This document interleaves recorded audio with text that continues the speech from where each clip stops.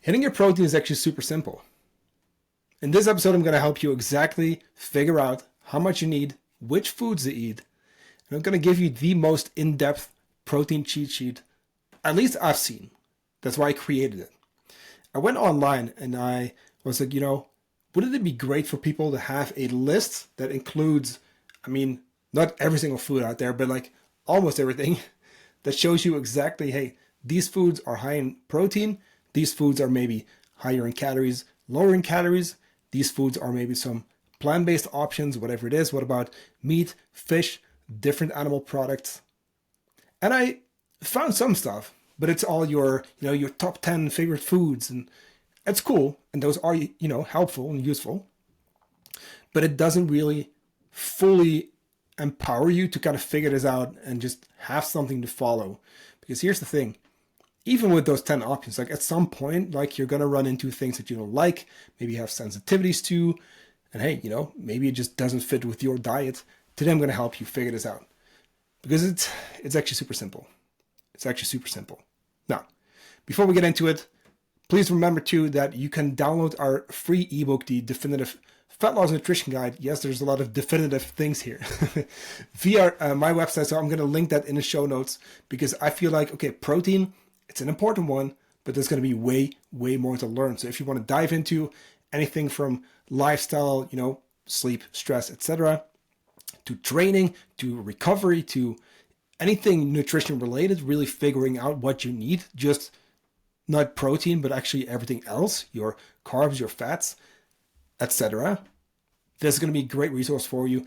It's absolutely free. People have called me crazy for actually giving it out for free, but hey, I just want to help. 11, 12 years ago by now, it's almost 12 actually, I ran into the same issues. I also didn't know how to eat healthy, and I want to pay it forward because I've learned so much from other people that, I want to give you this free ebook. So go to the link in the show notes and then we'll dive in, because here's the thing. This doesn't have to be a very long episode. Let's just dive in and let's talk about why protein is so important. Because protein is important for a few reasons that go beyond just looking lean. Because I feel like a lot of people usually have this idea of like, okay, I need a protein shake only when I'm working out. Or it's only to build muscle, and that's actually not the case. Yes, it is for building muscle. It's going to help you build muscle, help you maintain muscle. It's going to basically keep you full as well, because protein is quite hard to break down, which is beneficial, right? It's going to keep you going for a little while. And that is why protein is such a key component when we're dieting for fat loss. Because here's the thing, guys. Yes, we're going to be a little hungry, but if we bring that protein up, you'll see cravings go away. I've seen people do really well with a higher protein intake. They build muscle, they lose fat, and they're not even that hungry. And I've had people tell me, like, I think I'm addicted to sugar. I think I'm addicted to chocolate, whatever it is, or something salty. And guess what? Almost every single time, when I hear that, it's like, okay, it's probably protein and fiber and a few more things, but it's usually protein and or fiber. If any of those two are low, I already know, like, hey, that's going to be easy fix. And then I'm the magician, like with the quick adjustment, we bring protein up and my client's like, like, I just don't have any cravings anymore. It's crazy. Like, it really helps. So if you're listening and you often struggle with cravings, you got to try this out. Bring your protein up and use this episode. So to go with this episode, by the way, I'm going to also link the Definitive Protein Cheat Sheet. It's on my website. I'm going to link that. Basically, you'll see a quick description for the episode, and then right below that, go there because you're going to need it. It's going to work basically, hand in hand with this podcast episode. So you got to go to my website. It's not a download, whatever. It's just right there. Just make sure to check that out, just so you understand. Now, your body is always building up proteins, breaking them down, and is actually involved in like all kinds of processes all throughout the body. It's super important. The cool thing is too that protein has been studied a lot, but like when it comes to overfeeding, right, being in a calorie surplus and fat gain, because often you hear that, right, where people tell you, hey, too much protein is going to be stored as body fat, etc. Actually not the case. Or at least, and I'll link these in the blog as well, there have been multiple overfeeding studies where people were put in a calorie surplus through protein or like crazy high amounts. I think it was like 300 gram plus for some people, and they did not really gain any body fat. They just got leaner even. And they got very warm, which likely has to do with like the thermic effect of protein. That being said, the thermic effect, 20 to 30% of the calories you get from protein is already burned off simply by breaking down that actual protein. That's called the thermic effect. Again, it's the most satiating macronutrient, meaning it's going to keep you full longer. That is why it's so key for a diet, once again. And long story short, I mean, you should probably look into your protein intake. How to cover or how to know how much you need is actually quite simple. It's going to depend, and it's hard on a podcast to give everyone one recommendation. But we're going to go with a optimal range that I've seen work very well with hundreds of clients that typically is a little bit higher than what's really, in quotes, needed. But here's the thing. If it helps us optimize the process, if it helps us keep full, maintain muscle, get better results, I'd say it's worth it, right? Now, I will say this. I don't want people to think that more and more and more is always better. That's not true, because here's the thing. At some point, we're only going to have limited calories to work with, whether you're dieting or in a muscle gain phase, whatever. We don't want it to take away from your carbs and fats. Now, long story short, for your optimal protein intake, you want to go off just about 1.8 up to 2.2 grams per kilo of body weight. Or if you're using pounds, that is 0.8 up to 1 gram per pound of body weight. So super simple. If you're 200 pounds, you want to have 200 grams of protein. Now, here's the thing. You want to use your goal weight.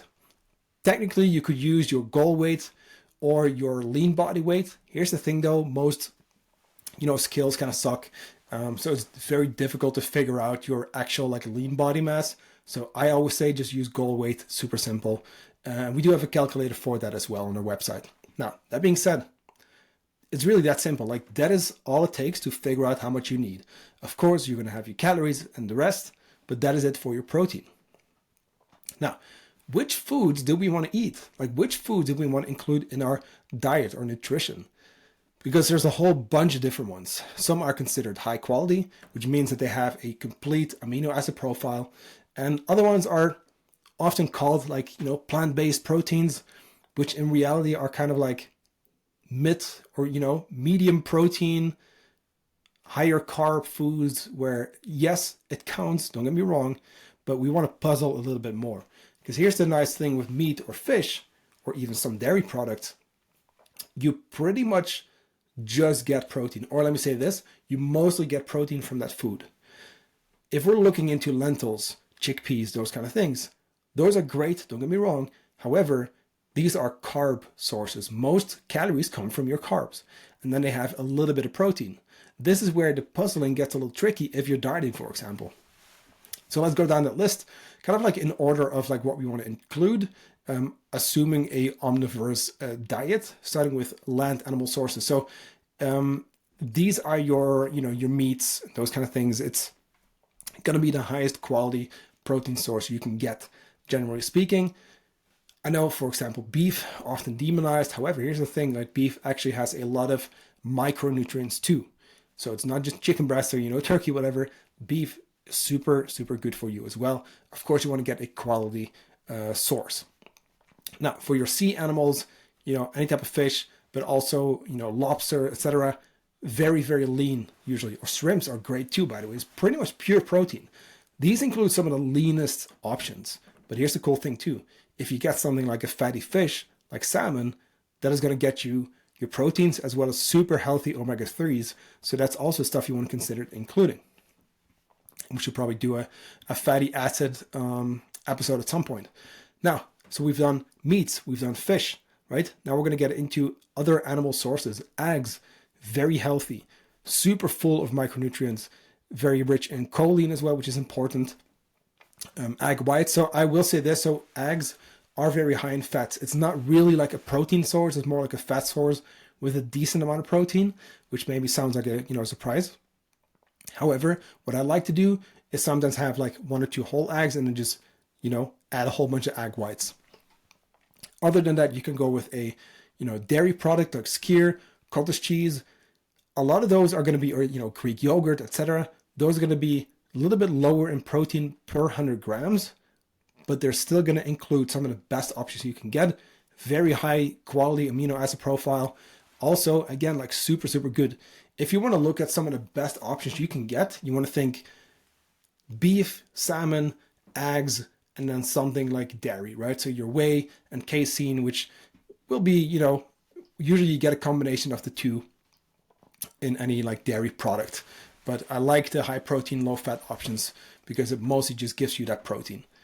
Then we get into supplements. And I think 1 or 2 scoops per day, assuming that you mostly get your protein from like real foods, is fine.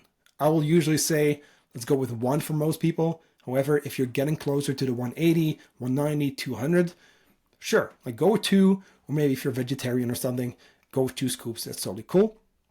But don't prioritize that. Use it as a supplement. It's in the word. It should supplement an already healthy diet. That being said, last but not least, we get to our protein-rich alternatives. This is basically my way of saying plant-based, proteins. I'm calling them protein-rich alternatives because they are really just, medium protein carb sources, and that is okay. That is fine. But we want to keep that in mind. If you look at tofu, it's like protein and fats. Tempeh, same type of deal. If you're looking at your lentils, your chickpeas, etc., like I said, that's mostly carbs with a little bit of protein. I will say this, there are some really nice options. Maybe you want to get like a lentil pasta to where now you kind of get 2 for 1, right? You have your pasta, but it's also going to include quite a bit of protein. I do like that. But I will say this, if you try to get everything from plant-based options and you try to really have a high intake, you may be running into some digestive issues. That being said, which high protein foods are good for you? Because there's a lot of options. Like, again, if you haven't checked it out yet, go to the description, use that link to it's going to say high protein foods, right? So the definitive protein cheat sheet includes a ton of foods, like a bunch of them. Check it out, right? Like as you're listening to this podcast, go and grab that. It's free. It's not a download. It's just on my website, but check it out. Because here's the thing. With so many options, I can also imagine that sometimes you maybe even feel a little overwhelmed. You're not really sure what to go with. So let's now give you a few criteria to kind of base your decisions on. And of course, I want you to be in charge here. I'm not going to tell you here, these are the 10 best foods. And by the way, there are some cheat sheets in the blog as well with a couple of quick, hits. But basically, I want you to think about these questions. So in order to figure out what protein sources you want to include in your diet, ask yourself the following questions. Number 1, is this source a complete protein source, right? Do we cover our amino acids? If you go with a plant-based option, hey, like maybe we have to make a combination of foods there so that we can cover all of them. I know it gets a little bit more complicated. I will say this, if you hit your proteins on a plant-based diet, you're probably fine. But then again, maybe use chronometer and maybe kind of look into those kind of things. Now, do you have any sensitivities/allergies to any of those foods? Hey, we could be talking, eggs, for example, as healthy as they are, common sensitivity for some people, right? Same type of deal with some dairy products. I'm saying some, right? Because people really kind of like demonize dairy, even though it's really not that bad. It just kind of depends on what you're getting. Usually it has to do with other sensitivities, which again, we should probably do like a digestion deep dive. But that being said, do we digest a food well? If we go with the plant-based option and we, for example, get an upset stomach because we're getting too much fiber in, for example, or maybe something like a dairy product, okay, maybe we shouldn't have that food.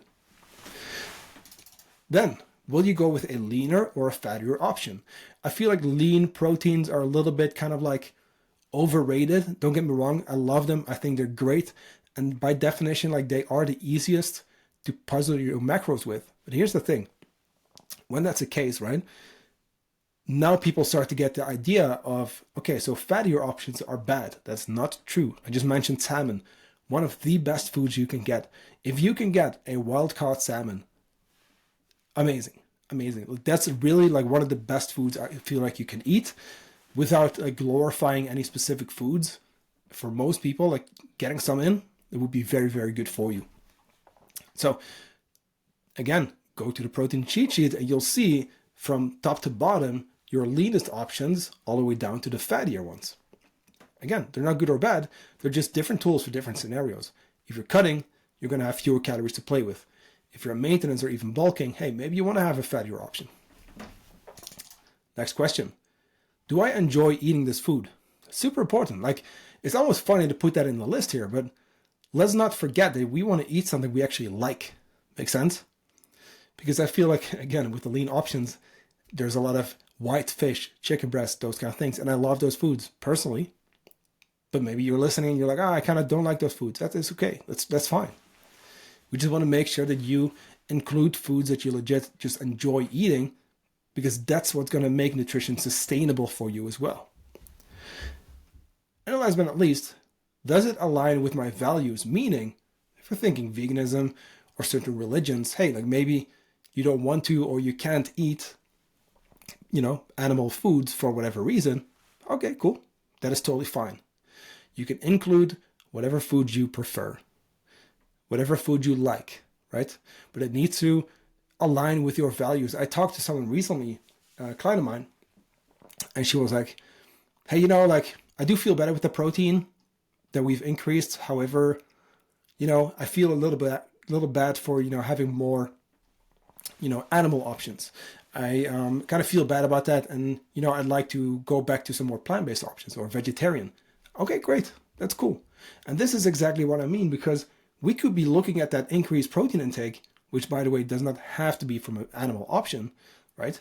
If you now start to feel bad about that, okay, let's change it, right? Let's change that, because obviously it's playing into your mindset, and we don't want that. So that being said, right, how to hit your proteins. Let's not get to it. And again, if you haven't yet, go check out the cheat sheet. That's what this is for. It's supposed to go along with this podcast. Knowing what to eat in order to hit your proteins, right? It's cool. It's good to know, right? And understanding what it does for your body, again, is important. But you want to know how, right? That is the one. That is the one for a lot of people, right?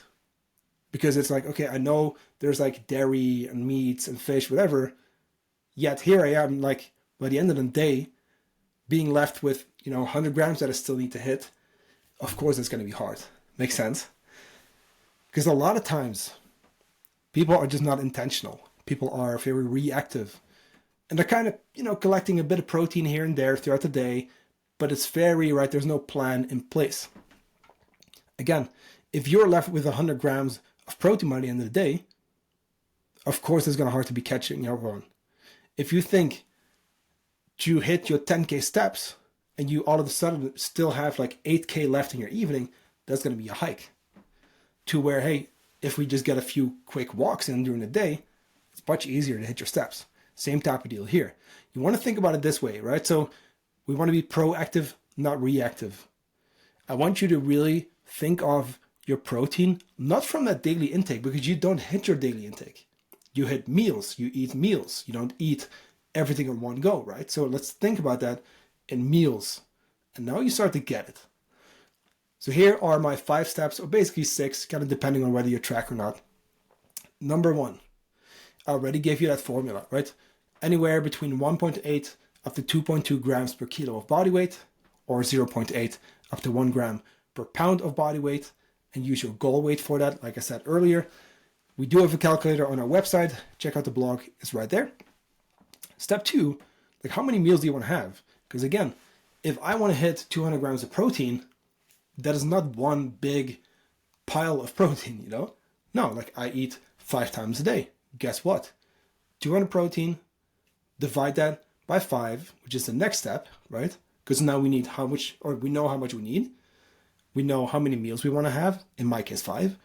Next step, step 3, is dividing that so that we get to, in my case, 40 grams of protein per meal. Makes sense? 40, 40, 40, 40, 40. Guess what? Now we're at 200. So of course, if you go about your breakfast and you have like 5 or 10, that's nothing. You're already behind. Now it's lunch. Oh, we have a little cracker or whatever it is, right? Okay, not that that's bad, but yes, we're missing our protein again. Okay, before you know it, we're like 80 grams of protein behind. And the more that happens, the more difficult it becomes to catch up. So we want to be proactive. Every single meal, you want to have your proteins. Now, I just shared that, for me, it's actually 40 plus at the current moment. But what you want to do is, of course, calculate it for yourself. For most people listening, it's likely going to be around 30 grams of protein per meal. Guess what? By now, you should have really checked out the protein cheat sheet, but I'm going to plug it one more time. Go to the description, watch it, because check this out. When you scroll through that cheat sheet, it's going to show you exactly how much of a certain food you need in order to hit 30 grams. So I made it so simple for you that you don't even have to calculate this stuff. You let you go into the list, pick your food, and it shows you how much you need. As simple as that. What you want to do is just decide, hey, okay, I know how much I need.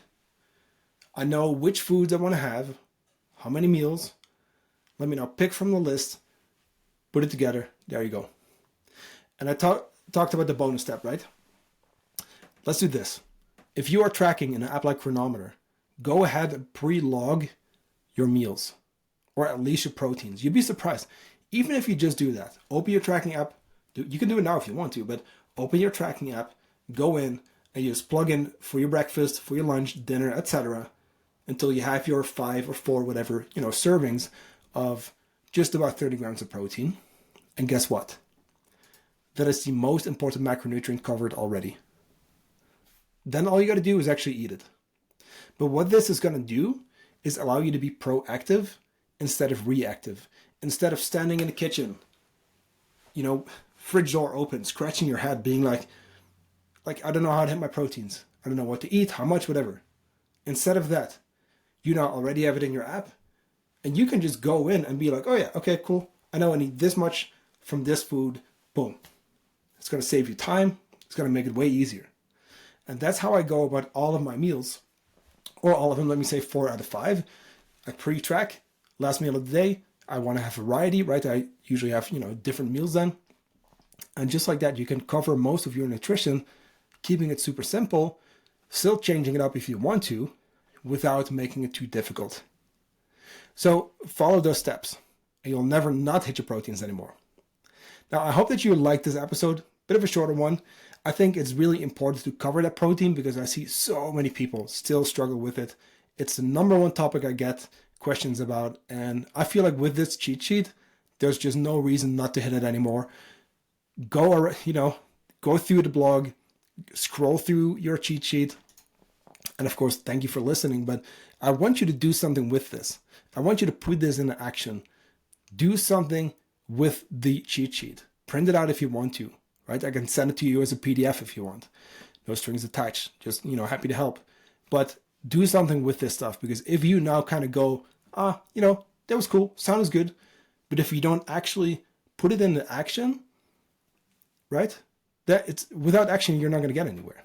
So again, promise yourself, don't even do it for me, promise yourself to sit down, go through those 5 or 6 steps that I said. Look into that cheat sheet. Be like, oh, you know what? Okay, let me try this now. Let me pre-track that in Chronometer. Let me now see. And you'd be surprised how easy it gets. Thank you for listening once again. I'll talk to you very soon. Do me a massive favor if you enjoyed this episode. Drop us a quick 5-star rating on Apple or Spotify. Or if you're watching from YouTube, make sure to subscribe, and then we'll talk to you next episode.